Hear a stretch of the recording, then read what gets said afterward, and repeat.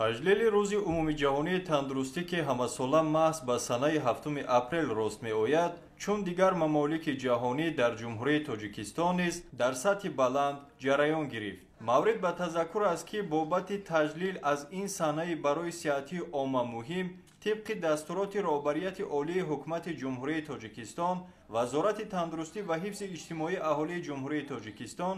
як қатор иқдомоти идонаро дар саросари кишвар ҷорӣ намуд. имрӯзҳо дар аксар муассисаҳои тиббии мамлакат машварату муоинаи беморон ба таври ройгон ба роҳ монда шудааст. бахшида ба рӯзи умумиҷаҳонии тандурустӣ дар пойтахти кишвар шаҳри Душанбе низ машварату муоинаи беморон дар як қатор муассисаҳои тандурустӣ аз ҷумла дар муассисаи давлатии маркази тиббии шаҳрии рақами 1 ба номи Ахмедов Карим ва дигар муассисаҳо ба таври ройгон ба роҳ монда шуда.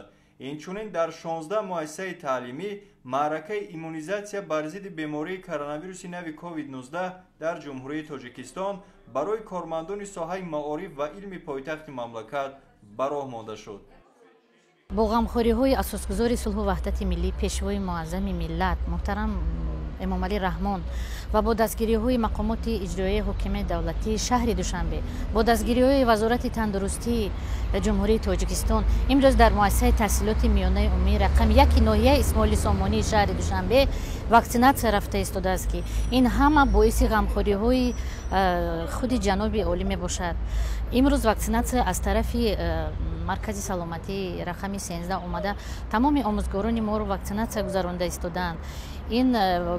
ҷолиби қайд аст ки ваксинатсия ройгон аст ва ин мо хеле хурсанд аз он ҳастем ки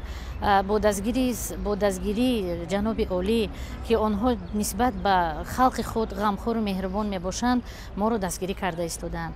ташаккури худро, миннатдории худро ба он кас мерасонем. дар ин баробар ҳамзамон дар донишгоҳи давлатии тиббии Тоҷикистон ба номи Абуалӣ ибни Сино форум бахшида ба рӯзи умумиҷаҳонии саломатӣ баргузор гардид ва дар доираи кори чорабинӣ баъд аз нисфирӯзӣ аз ҷониби волонтёрони донишгоҳ оид ба пешгирии бемории коронавирус ва муҳимияти ваксина зидди бемории COVID-19 тақсимоти варақаҳои иттилоотиву машваратӣ миёни аҳолӣ дар 4 ноҳияи пойтахти кишвар шаҳри Душанбе сурат гирифт. соли 2020 ки барои ҷомеаи ҷаҳонӣ бо зуҳури бемории сироятии коронавируси COVID-19 давраи мушкил ва буҳронӣ буд, дар рӯзи умумиҷаҳонии тандурустӣ дар саросари олам ҷомеаҳое ки ба ваксинаи зидди коронавирус дастрасӣ пайдо намуданд, маъракаи иммунизатсия бар зидди COVID-19